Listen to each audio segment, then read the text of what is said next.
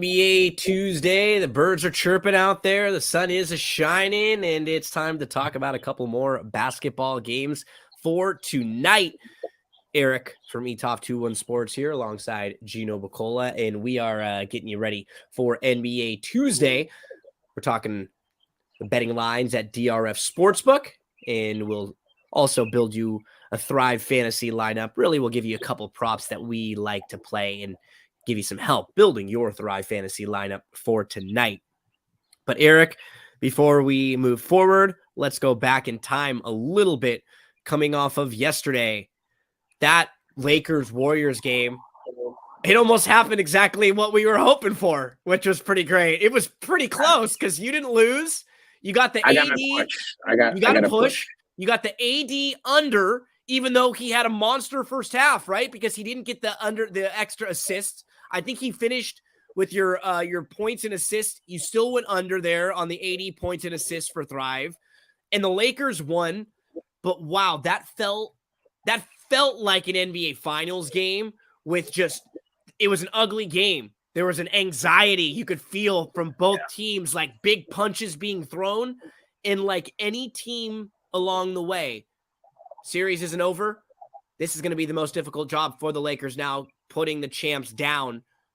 But right now, if you're looking at the Lakers, when you go on a deep run in the playoffs, there's always different guys that have the different moments. And last night, it was Lonnie freaking Walker who scores 15 points in the fourth quarter. And it's not absurd based on skill set, right? Because Lonnie Walker is a good offensive player. I was high on him when he came out of Miami. I thought he was going to be really good in this league. He averaged 18 points a game for the Lakers this year in November. He was in their starting lineup. This year, he's a way better player than he had been in prior years also. He was playing a little bit better defense early on in the year, and then what happened, his defense started to fall off. He was not, just wasn't a good Lakers team at the beginning of this year. And then when the new players came in, he sort of just got pushed down. It really wasn't his fault. And it's amazing when a guy gets an opportunity like that. That really was like a movie type thing for a guy who was on the bench up until 3 games ago. 2 games ago, they just gave him a shot. He played 20 minutes. And Erik, the Lakers, with 3 minutes to go in the game, they're running pick and rolls, and the guys handling the ball are Lonnie Walker and Austin Reeves. In the biggest Reeves game. had a sneaky game. Reeves had a sneaky good game, and no one's really talking about with what Lonnie did. Jordan Poole, 10 minutes. That was you just can't even play him anymore. Yep. You and I were talking about that last year for those that were watching us when we were doing our thing last year. Gary Payne played well. I mean, they were in a position to win. They were up 12 in the third quarter.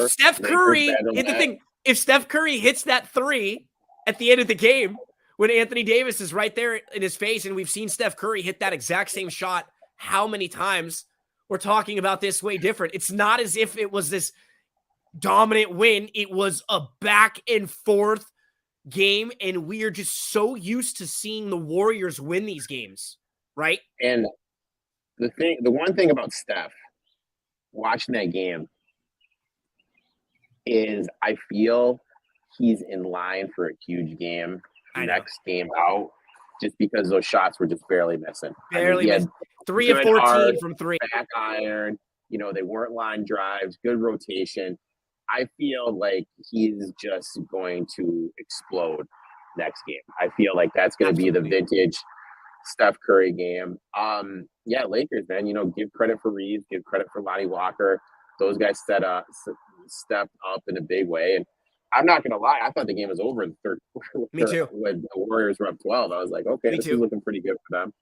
Yep. That was the moment. And that was the one thing that he's not LeBron anymore. So we don't have to compare him and say like LeBron versus Curry, or like, is LeBron he's not that guy anymore. But man, he is so smart and just getting the sense and the feel for the game and when he needs to go and when it's time. Right then, that was the moment when LeBron got involved a little bit more in the game.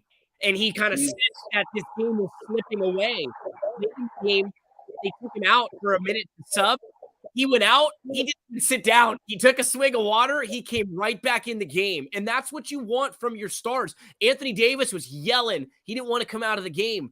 And he was awesome in the first half. And then in the second half, they didn't get him involved offensively. But, man, they couldn't, because it is so hard to do what he does defensively every play, right? He's manning it down there. He's running the show. And there are not many guys who could step out. I tweeted out the like a little clip that Damian Rangola, who he actually tweeted it out, and I quote tweeted it. It was so cool to see that last moment of the game when it's Curry with the ball and Anthony Davis is out there on him. And Anthony Davis is just D'ing him up the best that he could. Anthony Davis almost steals it. Then Steph gets a jump on him. He's got him beat. And Steph gets to his spot. He shoots the jumper, and it goes around and just back out. It would have put him up by 1. And then he gets another shot. AD forces him to probably a tougher shot than he wanted. That second one, right? That second three was a little deeper, probably a little tougher. But it was like the best offensive player and the best defensive player going at it. And seeing them both get a little advantage and then a little advantage, it was cool. Like, that's why we watch basketball, for moments like that. It was a good moment. It's going to be – I kind of like the Peyton lineup that Curry – It was way better. Out there. Yep. The Lakers didn't find a way to adjust to that, Eric. Hit on what – so it sort of took Anthony Davis out of the game a lot defensively, right? They were attacking him and forcing him to kind of switch repeatedly. And then what they were doing, they were making quick passes. It didn't seem like the Lakers countered that. It was a great game plan, but then Jordan Poole came in and everything just went to shit. Excuse my language. And Steph just missed a few shots. Clay missed a few shots. The Warriors are really going to – you paid $100 million to this guy. And this guy was supposed to be the heir apparent to Curry, which I said was ludicrous at the time. And now he's not even playable. Like, it's kind of – that's a very bad contract for the Warriors. Kuminga's the one guy. I'm a little surprised Kuminga's not getting any run. That's the one guy I'm a little just surprised. Not confident in him, right? He's getting any run.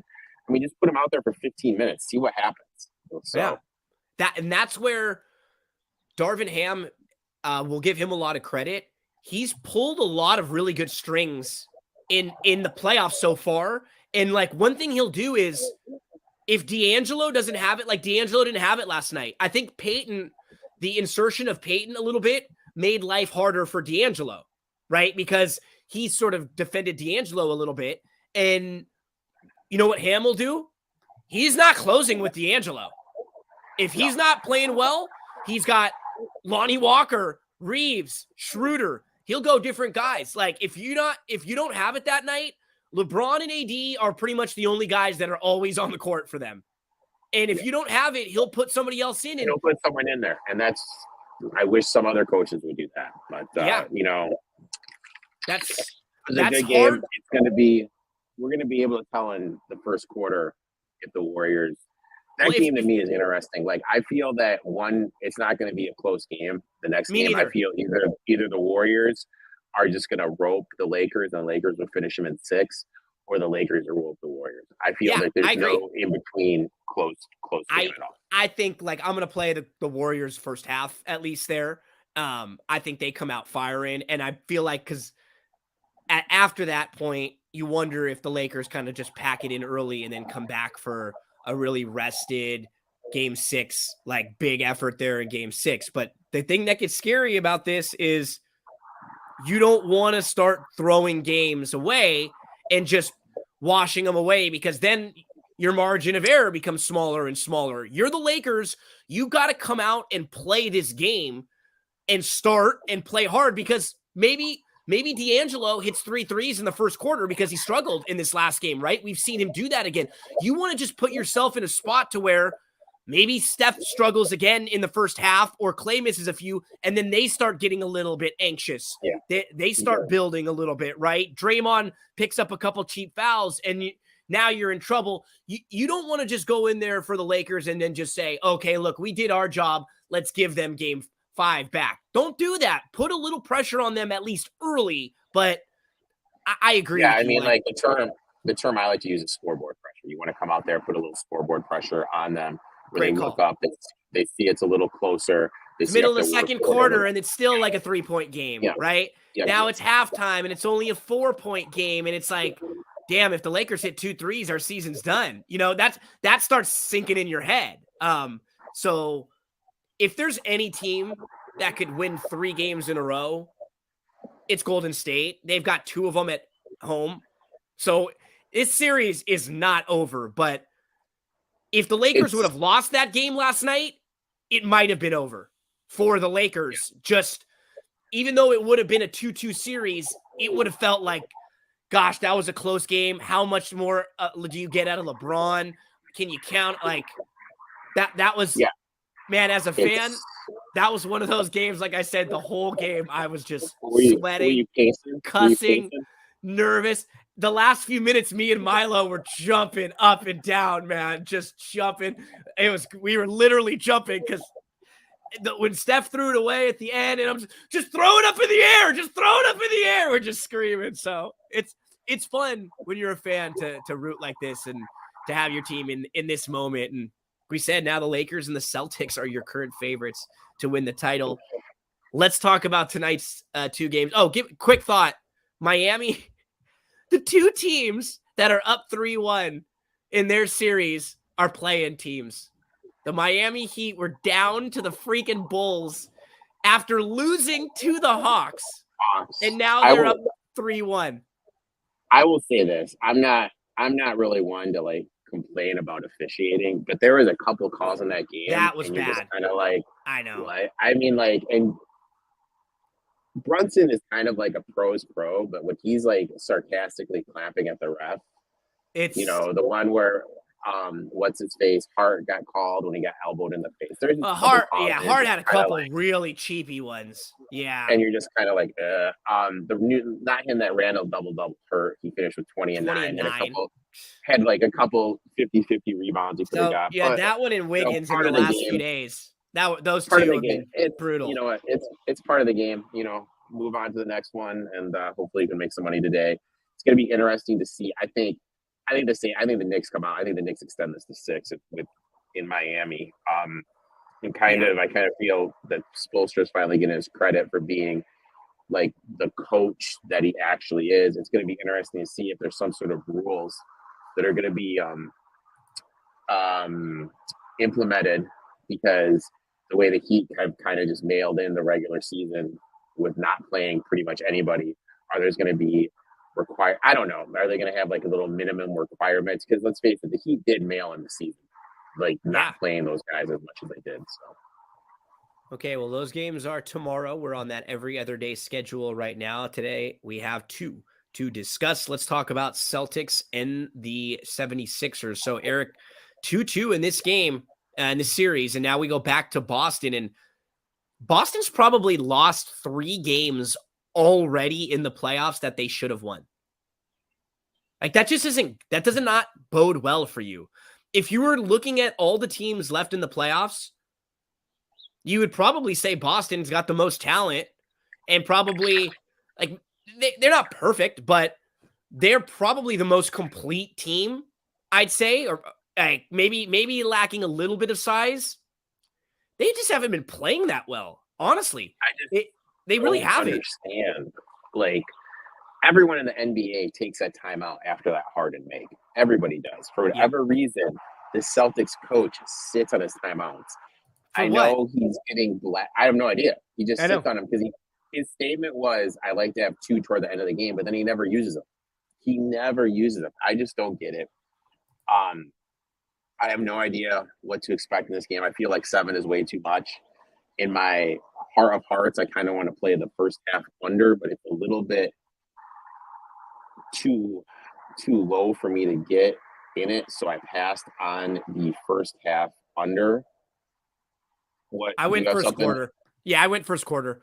I went Celtics first quarter -2.5 because the first half, the numbers get a little high for what I'm like my liking for just if I'm laying a favorite. Boston's like 7.5 and for the game and like 4.5 or 5 on some of the first halves, which I don't love as much. I just prefer the first quarter because I think you're going to get that burst from them. This is a 3-pointer for Boston again, and mainly it comes down to like they're terrible closing games out. I don't really trust them late in the game. We've seen them do this now multiple times. I trust them to come out early and throw a good first punch, but late, I don't really believe in either of these teams right now. I really don't. It's really hard to trust either one of these teams. But one player I do trust this year, and this is what he's done every game this year after a loss, Jaylen Brown, over 24.5 points. In the regular season, Brown averaged 26.6 points per game after a loss. He went over 15 of the 21 games he played in after a loss. The 3 losses in the playoffs this year, he's gone over this total. He just looks to be a little bit more offensive after a loss. And I'm going to say it. Do you take him over Tatum? I know everyone loves Tatum and everything, but it just seems to me like Brown has a little bit more of the this year, tenacity. 100%. I didn't. I thought last year Tatum was, and in the playoffs he scares the hell out of me. Tatum, like as a fan, when I play against him, I'm always thinking Tatum's going to hit a big shot. I'm not feeling like that right now watching his games.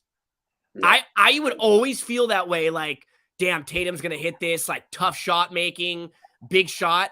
You're right. There's something about him that's not as like alpha this year. And you were kind of hitting yesterday because I'm like a little lower on Marcus Smart, but your point is like, hey, he's the only one at some moments that's willing to take that shot and is okay with taking it. It seems like not scared of the big lights. You have to be willing to step up and hit it with confidence.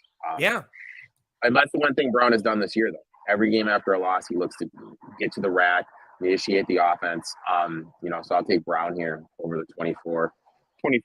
If you're feeling it, maybe you play a little ladder play him over 30 because he has gone over 30 a couple times every game in the playoffs, but one after a loss. So maybe do that. But I'll just play the over 24.5.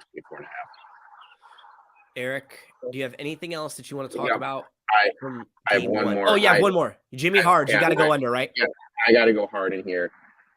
Twice this year, I'm just looking at minutes here. Twice this year, Harden has played over 45 minutes, and the following game, his total points were 15 and 19. This is just for me. This was an overtime game. Harden played 49 minutes. Like the amount of minutes he played in that game was absolutely insane. Harden was on the court for 47 minutes. That's almost a full game. So we're going over 45 minutes. Like I said, he's not going to have any lift here. 19, and then you just kind of look at the playoffs. The last time he went over this total in the playoffs after playing 45 minutes was when in 2018-2019 season when he was with the Rockets against the Warriors. So, I mean, he's great. He can score and everything, but he's just not the same player. I'm going to bank on him being a little bit fatigued. I'm going to bank on the Celtics really looking to stop and check him down. And I say it all the time. The NBA is really the only one time you can bet the narrative. It's great what he's doing for that kid from Michigan State.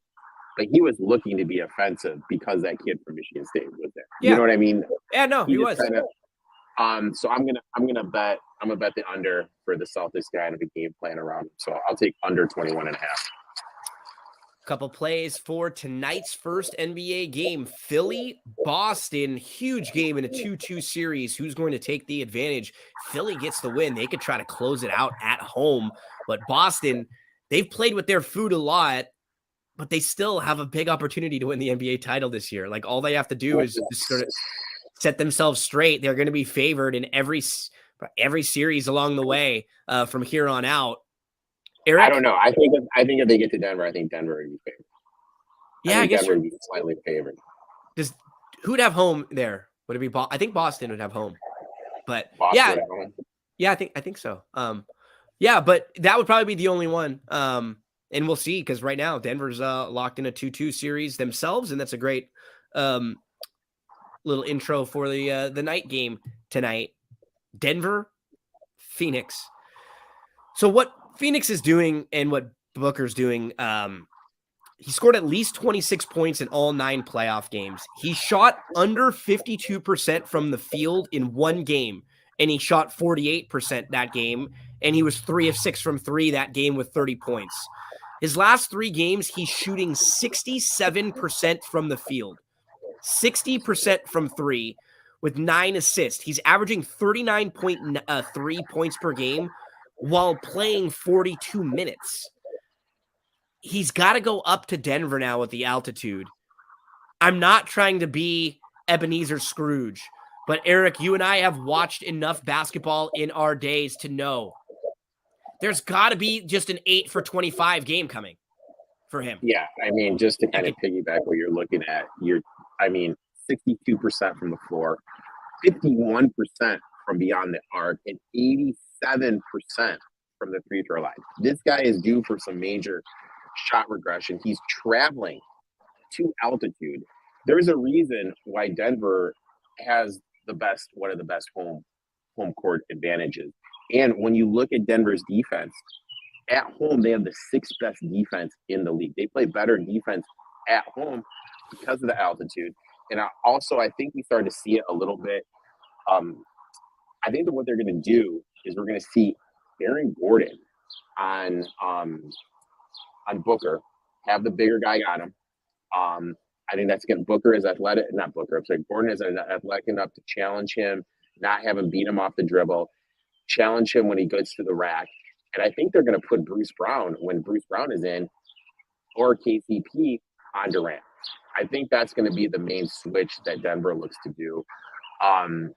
So I like Booker under 32.5. I think they're going to be able to win him, and I think he's going to be tired. Yep, we're both on the Booker there. I roll Nuggets on the first half. You're going to roll Nuggets on the full game. So we're both feeling like, again, just looking at what Phoenix is doing. Great players do this sometimes, but it just doesn't feel sustainable. It really doesn't. Like, you feel like if Booker and Durant aren't scoring 75 to 80, they can't win. And like you pointed this out yesterday, they, in a weird way, have got like a blessing in disguise that Chris Paul isn't playing, because it makes their team, they're able to play faster, and the ball's just in Booker and Durant's hands all the time. Now, every time. Yeah. And better shooters out there like Shamet. Shamet would get hitting what Chris Paul is not going to hit you 5 threes in a game anymore. And just piggybacking what you said, Shamet's not going to hit that many threes. They won that game, for as crazy as it sounds, for as great as Durant and those guys were. They won that game because Shamet hit those 3-pointers. Shamet doesn't hit those 3-pointers. They're going to lose that game. Shot quality actually graded that game as a Nugget win. Yep. Down the stretch, too, there were 2 plays. Michael Porter Jr., they're down by 3. They've got the ball on a breakaway. He stops, and he took the worst 3-pointer on a breakaway of all time. When Jokic has got 50 points, it's like, dude, you got to give Jokic a touch right here. Just give him a look at this point. And then on the jump ball, Ayton just pulling on Jokic's arm. They showed it over and over. He just grabs his arm all the way down on this jump ball late in the game. There were 2 really key plays that both went the way of the Suns there. I feel like this, with Denver getting home, this is going to be the better game for the role players, right, Erik? This is like the type of thing we see. I'm going heavy on my guy, KCP, for 3. He's going to go over 9.5. KCP over 1.5 threes is plus 102. And how about this one? KCP to score 15 points tonight, plus 500. Plus 500. for him to get to 15. So in games 1 and 2 at home, KCP had 10 points and 14 points. So he averaged 12 in those 2 games. He was 7 of 12 combined from 3-point line. In games 3 and 4 on the road, he only attempted 4 threes total. He was 0 of 2 and 0 of 2. And then after the game, listening to the press conference, they mentioned 3 times, Jokic, Murray, and Coach Malone, that they have to get KCP more shots. I would not be shocked if KCP hit 5 threes tonight. Not even joking. Yeah. Like, he absolutely could do that. He can hit you 3 threes and then get you a couple extra buckets. I'm playing his over 9.5, the over 1.5 threes, and I take a little sprinkle on this one. It's only 15 points to get to plus 500. Like, again, his role this year isn't scoring as much, but there were times when, as a Laker, and there were times as a Piston, when KCP was like the number 1 scoring option and had to score 25 points in a game. Yeah. I love it. I think he's going to be involved, and I think the other thing is we're going to see they got a little too much 2-man oriented. Absolutely. So I think they're going to look to get stuff going. This is why this is my other play too, Erik. Other guys. Michael Porter Jr., 15.5, right? He's home. He's going to be a little bit more confident, just like what you said. Murray looked a little bit tired at the end of that game because it was so much 2-man. It was so much Murray and Jokic. Denver's advantage is their depth. Now you're home. Use these role players. Get them more involved. Jokic just had 50. Like, let this be more of a Michael Porter Jr. game. Get him involved early in the game. Get him confident. Get him a couple looks. Michael Porter Jr., he's really struggled in this series. He's only averaging 12 points per game, and he's only shooting 41% from the field. The real key, he's only averaging 10 field goal attempts per game. Despite all of that, he's still shooting 36% from 3. Get this guy a few more looks from 3. Get him a few more open. He's only hit 11 points beyond. He's only gone beyond 11 points in this series once. So tonight, 2 real keys for me. Michael Porter Jr. over 15.5. I'm going the KCP trifecta. Over 9.5 to score 15 and over 1.5 threes. So those are my plays tonight in the Denver game. Anything else for you, my friend? No, hopefully I'm sitting on Denver 20-1. So hopefully they can get it done for us. So. Beautiful. Okay, let's pull up Thrive Fantasy real quick and take a look at a couple props to play for Thrive Fantasy. I've got 2 that I'm diving in for today. What are you looking at for Thrive Fantasy? Remember, folks, the website, thrivefantasy.com. Use the promo code Gino, when you deposit. And anything from 25 up to 250, you'll get that match deposit bonus. Here are my 2, Erik. I went with the KCP over the 9.5 points. I went with the Devin Booker under 40.5 points and assists. 2 for me, $20 parlay gets me back 64. Remember, in the prop lobby, these pay better than if you were to parlay them anywhere else. That's why we're playing Thrive Fantasy. What are you looking at today, Erik? I am going, obviously, Harden under 21.5 points. Said it before. They're giving us that square today. I think the Celtics are going to take it away. He's historically struggling on back-to-back playoff games after playing over 45 minutes. And my last one, Booker under 40.5 points and assists. I just feel that they're going to take him away, playing in altitude, due for some shot regression. And I just feel that this is just a great spot to fade Booker.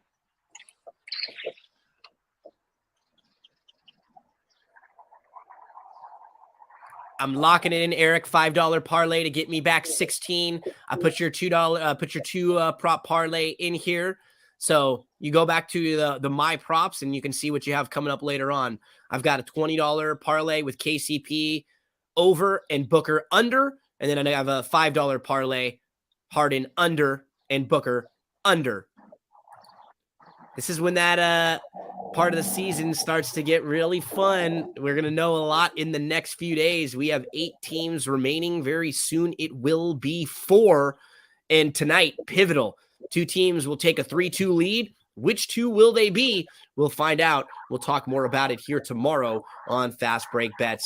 Thanks so much for hanging out with us, folks. Good luck to you in all your plays. Make sure, if you are in the state of Iowa, head over to DRF Sportsbook, sign up right now, and use the promo code FAST1000. You can get all the way up to $1,000 deposit match. Good luck on Tuesday. We'll see you again. Fast Break Bets on Wednesday.